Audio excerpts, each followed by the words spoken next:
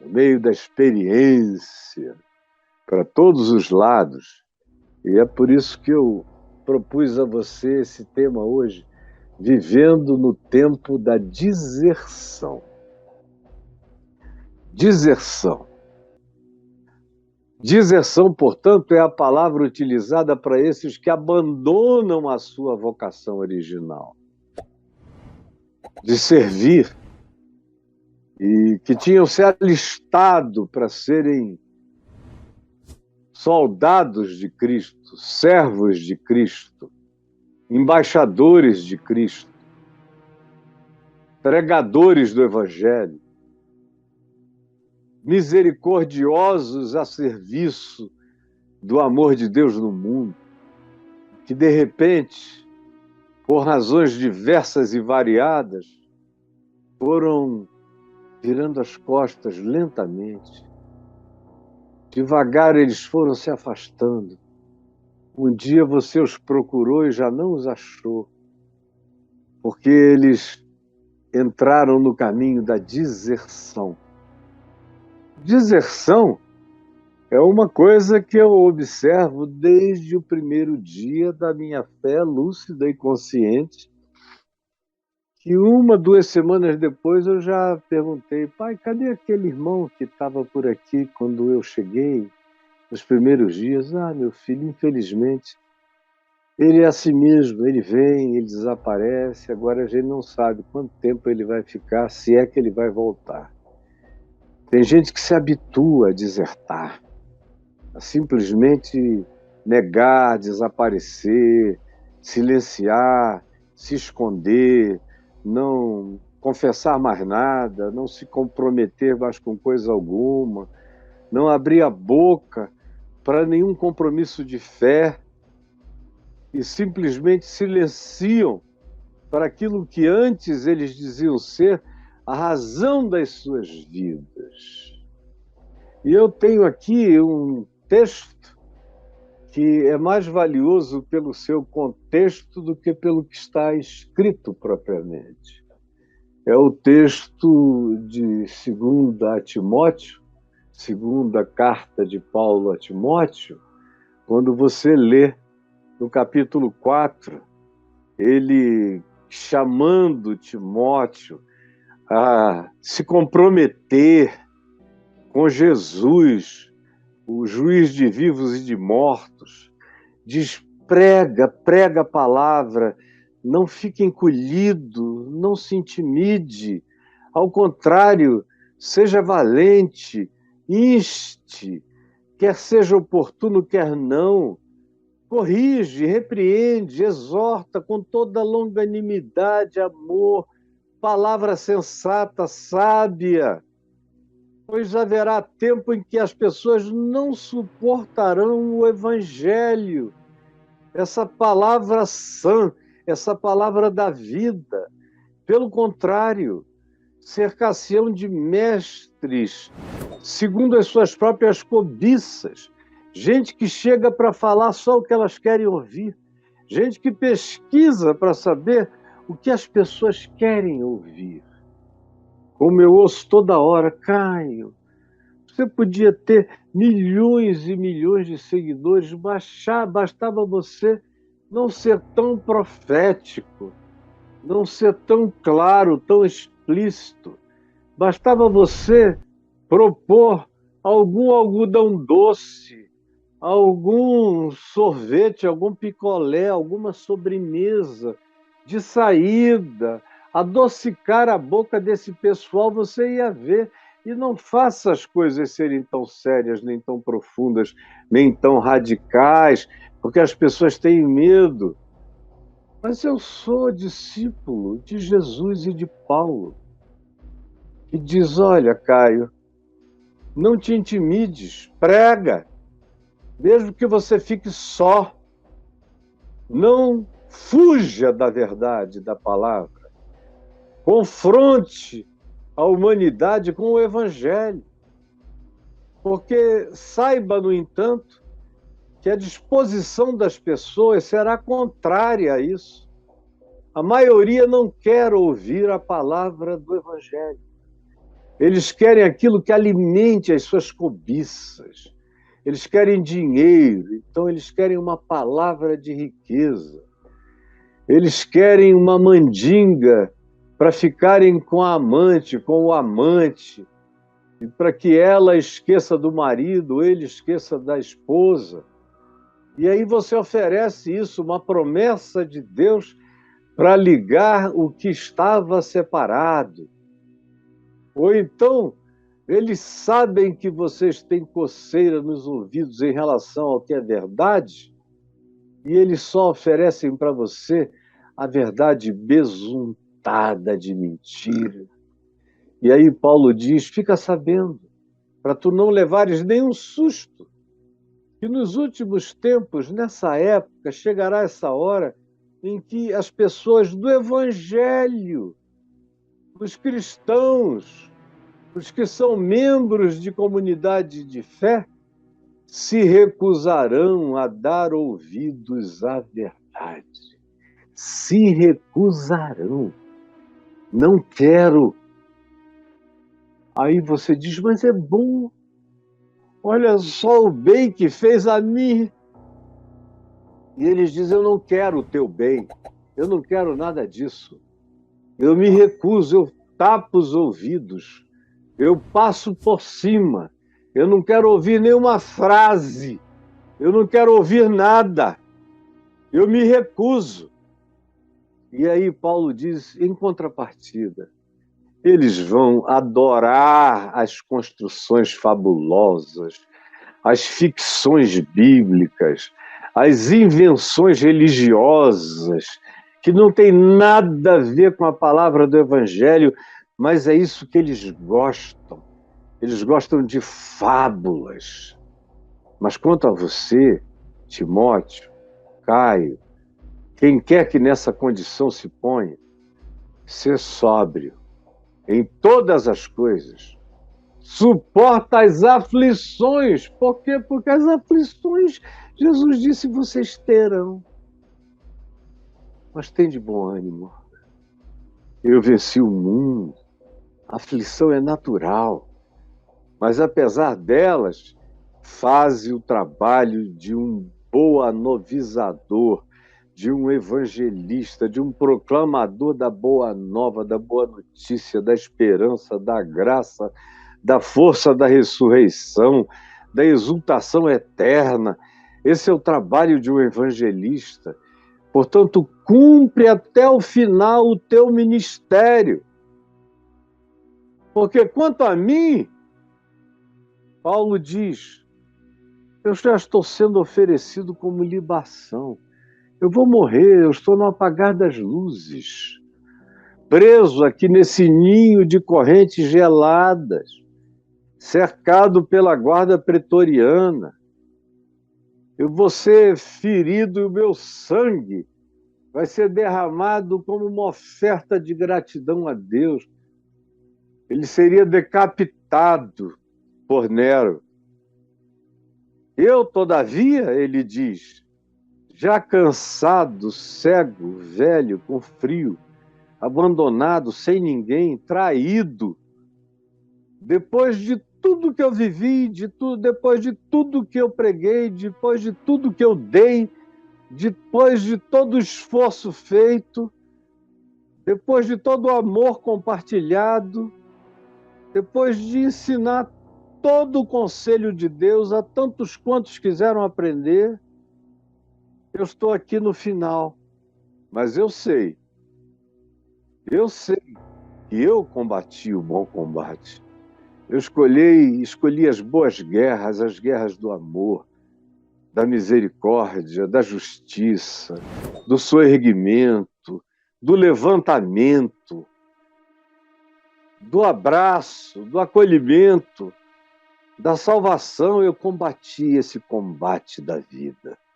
Completei a minha carreira, trouxe até o fim, levarei até a última hora, meu último suspiro será louvor. E eu guardei a fé intacta.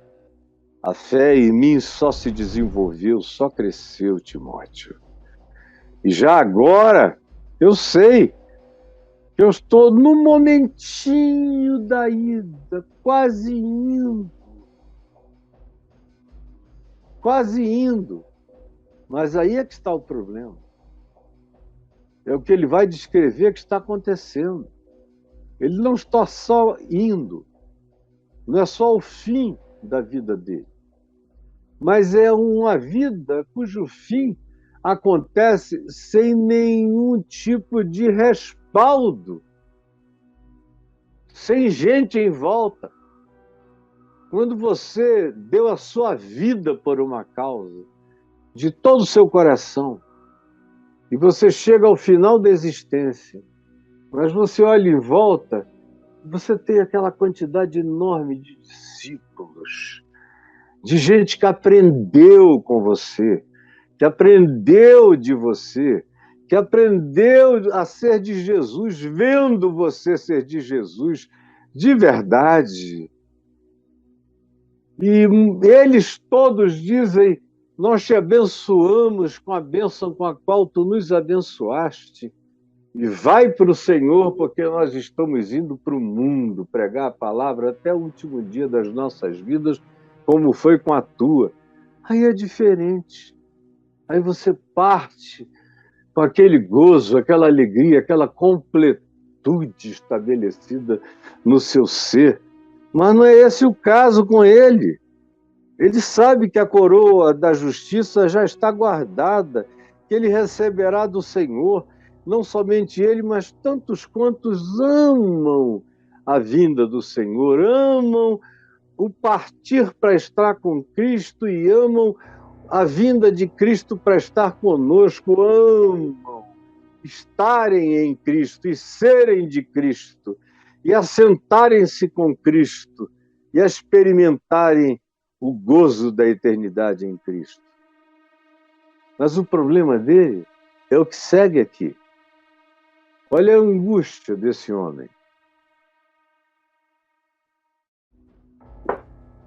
Ele diz a Timóteo: procura vir ter comigo depressa. Depressa. Não dá para esperar, onde quer que você esteja, como quer que você esteja, venha logo. Por favor. Porque a minha solidão é profunda. Sabe por quê? Sabe, Demas, que andou comigo, que eu menciono em alguns outros lugares, em algumas outras cartas, eu digo como ele me foi útil para o ministério, como eu falei aos Colossenses, como ele me prestou serviços maravilhosos durante muito tempo, mas ele, Demas, tendo amado o mundo, essa era, as ofertas, as tentações, ele diluiu o caráter. Ela se relativizou em todas as perspectivas. Se tornou um ser amorfo, sem forma, vazio. Isso foi acontecendo gradativamente à medida em que ele ia dando razão às perspectivas do presente século. Quando ele dizia: não, eu concordo com isso.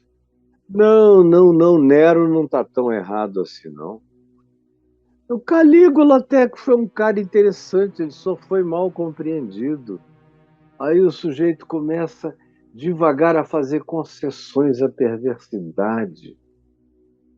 Depois ele nem percebe, ele já é um perverso, pensando que guardou ainda alguma memória, alguma sombra do Evangelho, mas tudo isso foi diluído. E a gente tem aqui entre nós, no século XXI, milhões de Demas.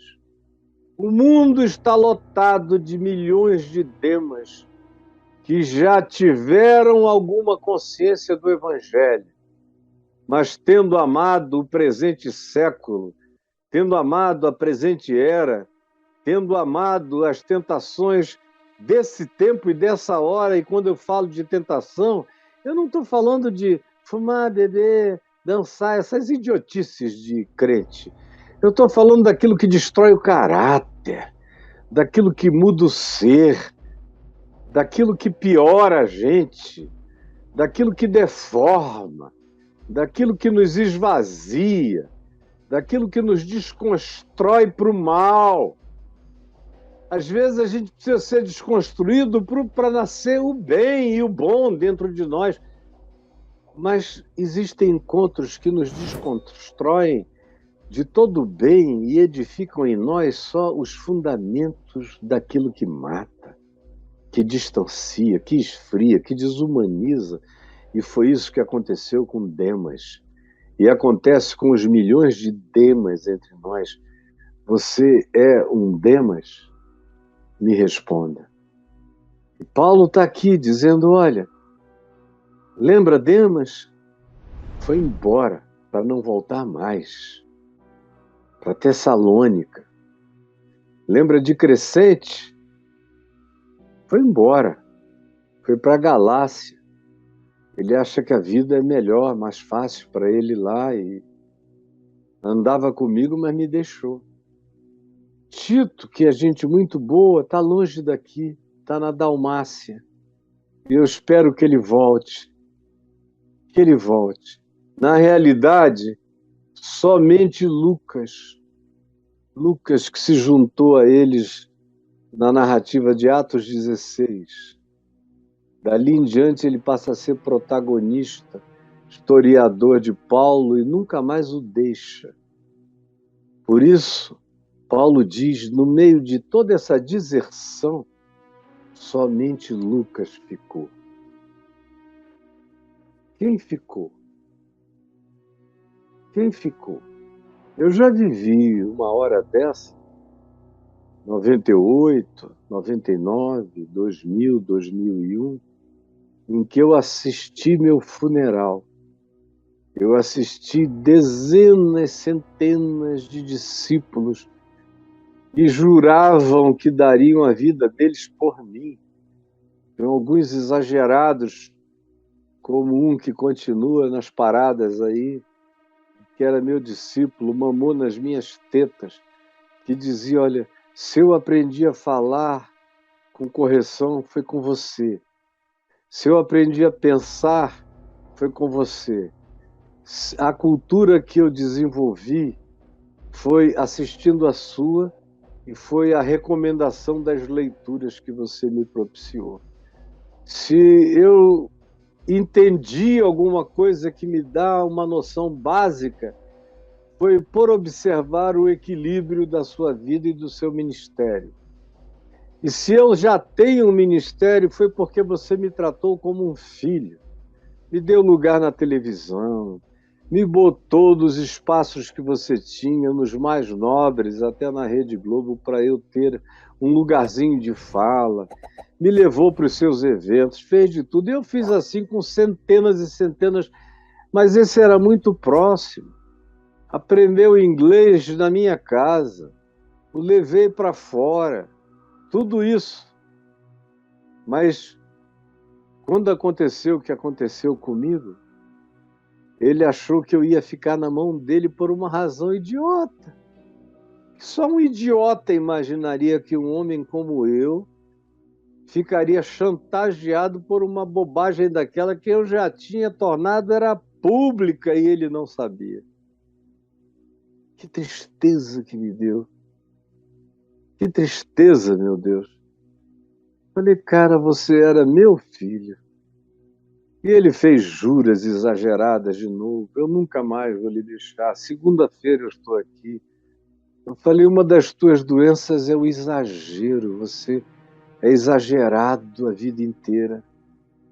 Por isso que você promete não dá para a gente levar a sério. Não dá. Você vive só para o seu umbigo. A minha esperança é que você virasse um homem maduro e não continuasse a ser esse menino traíra, oportunista, aproveitador. Que tristeza. E já faz 20 e tantos anos. E ele disse, segunda-feira eu vou estar aqui com o senhor.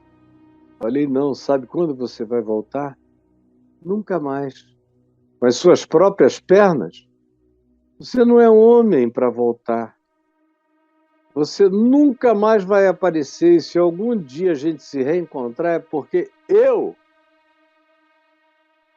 como pai, entristecido que estou, tive a dimensão de coragem, de carinho, de amor, de te procurar e de dizer que você está perdoado, mas nem assim você vai ter coragem de voltar porque você é covarde.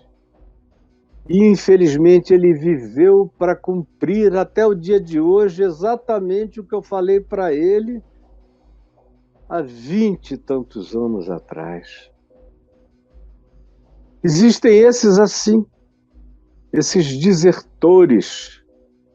São poucos os Lucas que ficam com a gente em qualquer circunstância. Aí ele menciona um rapaz chamado Marcos, que já tinha desertado um dia, mas que agora estava arrependido e dando sinais de um recompromisso. Então Paulo exerce generosidade e diz a Timóteo: olha, toma contigo a Marcos e traze-o aqui comigo, pois ele vai ser útil para mim no ministério. Ele, infelizmente, me deixou no passado, mas graças a Deus, houve recuperação para a consciência dele no presente. E eu conheço as capacidades dele para me ajudar no ministério. Quanto a Tíquico, eu o mandei a Éfeso, ele está lá cumprindo um pedido meu. Quando tu vieres, Timóteo, sabe aquela capa que eu deixei em Troade, lá em Troia, na casa de Carpo? Eu estou com frio, o inverno chegou e eu estou batendo os queixos nesse calabouço. Traze aquela capa, por favor. Traze também os livros, especialmente os rolos de pergaminho, porque eu estou aqui nessa solidão tediosa, sem ninguém, sem conversa, sem distração, sem a chance de uma leitura que me remeta para realidades edificantes e paralelas. Eu estou só no meio da deserção. Sabe, Alexandre, aquele que é um artista com latas, com bronze, que faz coisas extraordinárias, que já foi dos nossos amigos, andava com a gente, o latoeiro, artífice. Olha, ninguém me causou mais males do que aquele cara. Mais males, ele abriu a boca para todo lado, inventando fake news a meu respeito, inventando histórias e mentiras, ampliando a minha rejeição, dando munição falsa para os meus acusadores e juízes no tribunal. Ele teve a pachorra de aparecer e se oferecer como testemunha contra mim. Ele que foi meu discípulo, que andou comigo, tem me causado mal sobre mal. O Senhor lhe dará a paga segundo as suas obras. Que ele se arrependa, do contrário, o bumerangue volta sobre ele. Tu, Timóteo, guarda-te também dele. Não fica achando que com você vai ser diferente. Eu experimentei o mau caráter dele e digo, fica longe desse cara. Porque ele resistiu fortemente às minhas palavras. Ele me contradisse em público. E na minha primeira defesa perante a corte romana, a igreja estava lá. Ele, Alexandre, se levantou, me resistiu, falou contra mim, me encarou, me chamou de perverso. E a igreja ficou toda calada. Ninguém se levantou em meu favor, nem aqueles que eu julgava que eram meus amigos e discípulos. Ao contrário, todos me abandonaram, foram saindo e eu fiquei só e fui trazido de volta para o calabouço.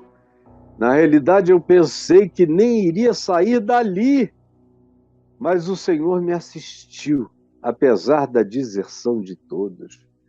E o Senhor me revestiu de forças, para que, por meu intermédio ainda, cansado, velho, cego, com frio, despido, abandonado, desertado, todavia, a pregação continua em mim, a palavra, o evangelho, a ousadia, a fé, a força, a perseverança estão dentro de mim. Nenhum deles vai me abater, nenhuma deserção vai me curvar.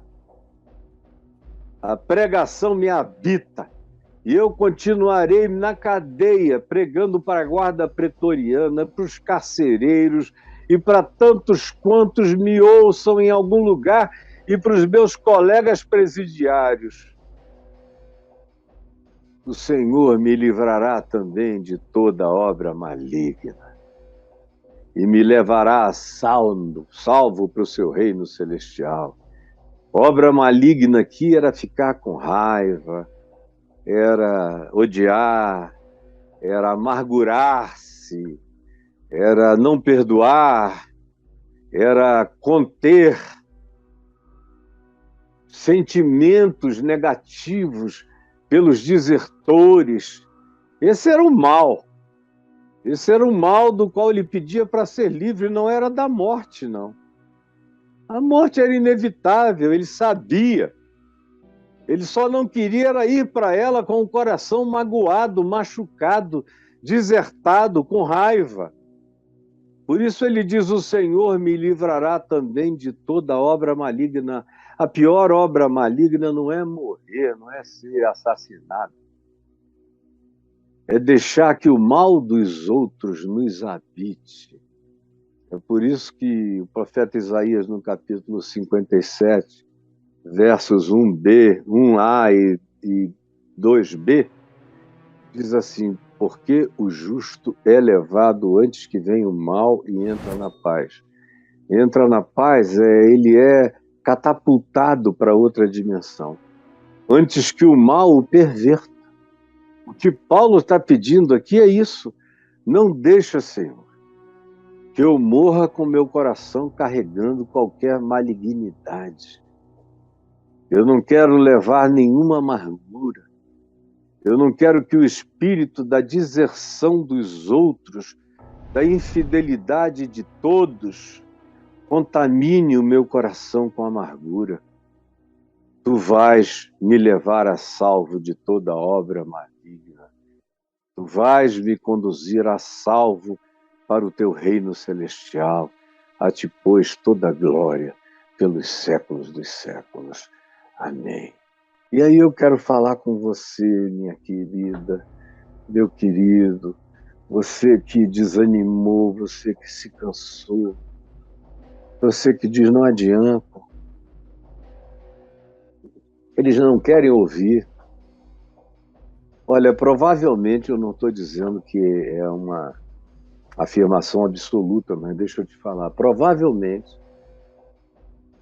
dentre os pregadores vivos na história deste país, não tenha ninguém há tanto tempo se esforçando com tanta entrega diária e paixão, que tem entregue a juventude, a força, o sangue, a coragem, tudo que tem, a inteligência, o conhecimento, a memória, a energia, o desassombro, com todo o coração apaixonado para Jesus e por Jesus. Tem pouca gente, eu tenho consciência disso, que tendo abraçado com paixão e amor essa graça de Deus em Cristo, aguardou intacta no coração. A maioria foi cansando, a maioria não aguenta deserção, rejeição, abandono, descaso, desconsideração, não aguenta a opinião de uma maioria, aí se decepciona, porque se decepciona, desiste de quem é e entra em estado de acomodações em casulo, se encasula, se encaramuja, se fecha em copas, se encolhe todo, bota a cabeça para dentro do casco e vai perdendo a própria resistência e a alegria de ser. Todas essas coisas vão se esvaindo. E aí a pessoa fica assim como você está. Tudo que de bom traz à memória é passado. O presente não há nada, o presente é só cansaço, cinismo, desânimo. O mandurinha só não faz verão e eu estou sozinho. Foi bom enquanto durou. Eu fui um idiota por ter crido que as pessoas queriam essa bondade, essa pureza, essa leveza, essa graça, esse perdão, esse estado de ser em Deus, em Cristo, mas elas não querem isso não.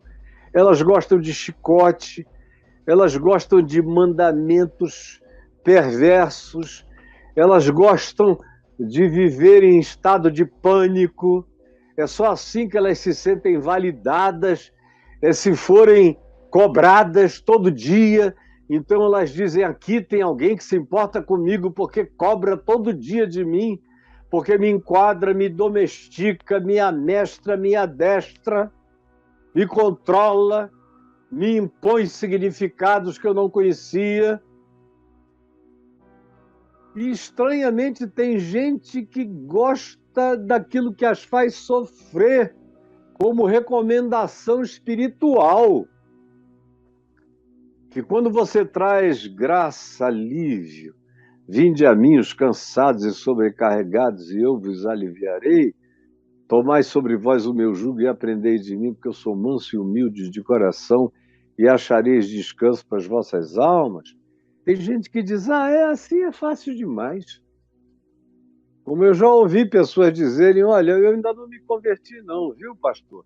Mas no dia que eu me converter, não vai ser com você não, porque com você é tudo generoso demais, misericordioso demais, bondoso demais. No dia que eu me converter, vai ser naqueles lugares para eu levar cacete. Aí eu disse, tem gente que parece que gosta de apanhar. Agora, o pior, meu filho, é que você vai apanhar, apanhar, apanhar e não vai aprender nada. Só vai aprender que lá é onde você não quer estar. E às vezes já é tarde demais, você nem encontra mais um lugar de paz ou de refrigério, porque a sua mente já ficou definitivamente perturbada, lavada, condicionada, angustiada por pensamentos que são todos contra você. Mas as pessoas, infelizmente, desertam, não à procura de coisas boas, mas para seguirem coisas ruins, aquilo que mata e que faz mal. E aí, a quantidade de pessoas que começaram bem, que corriam bem, como diz Paulo aos Gálatas, vós corrieis bem.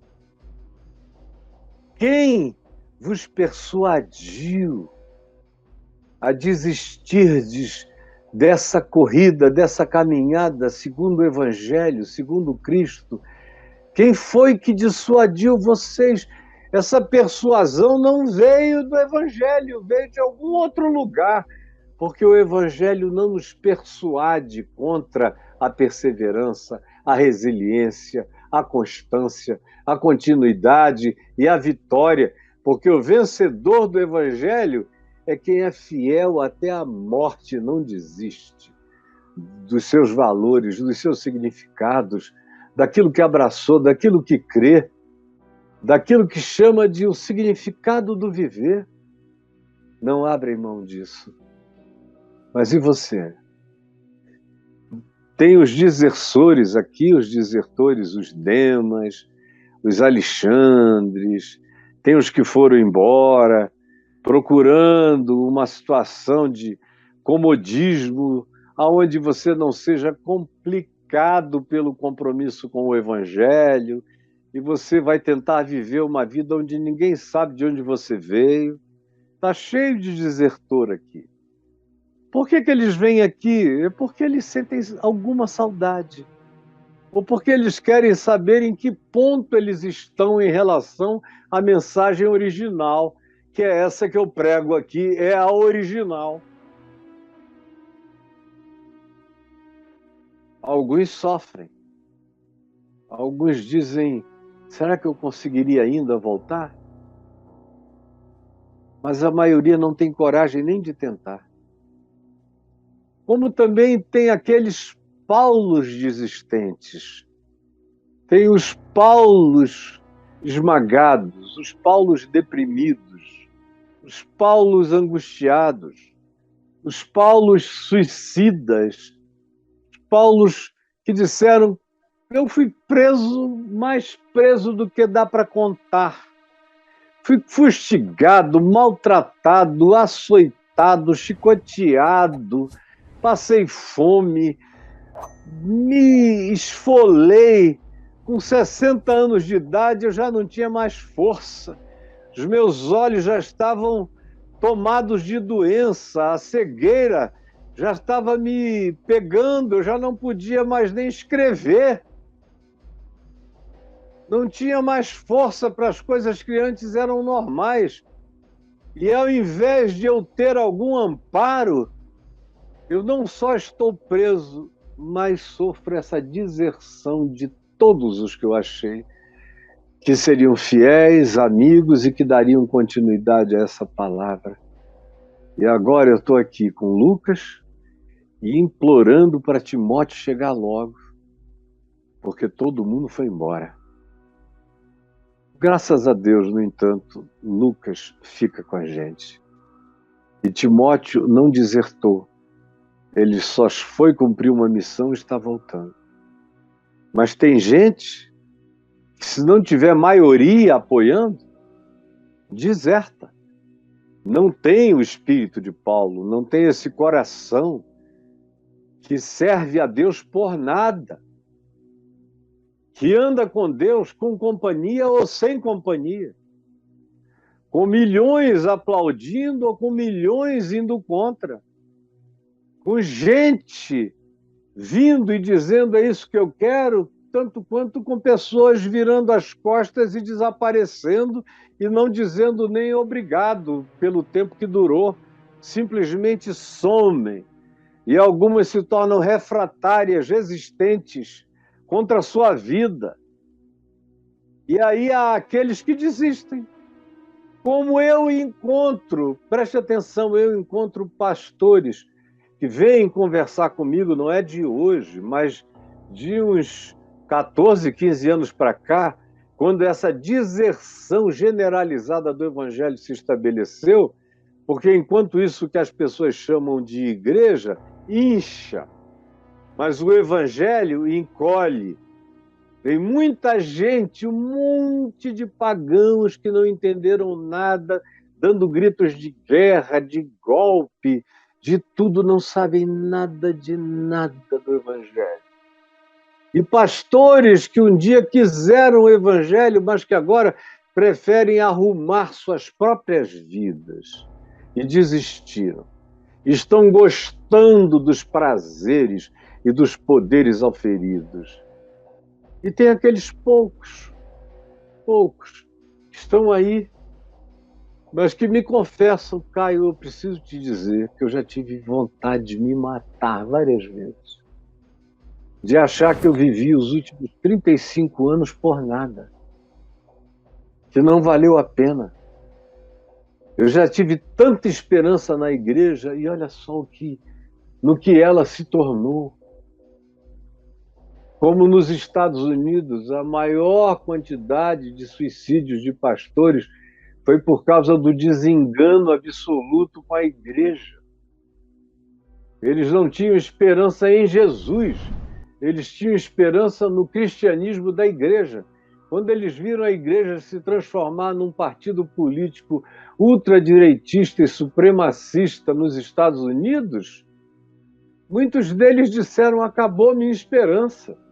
Aí a mulher deixou, o filho começou a tomar drogas, a garota confessou, a filha dele, que era lésbica.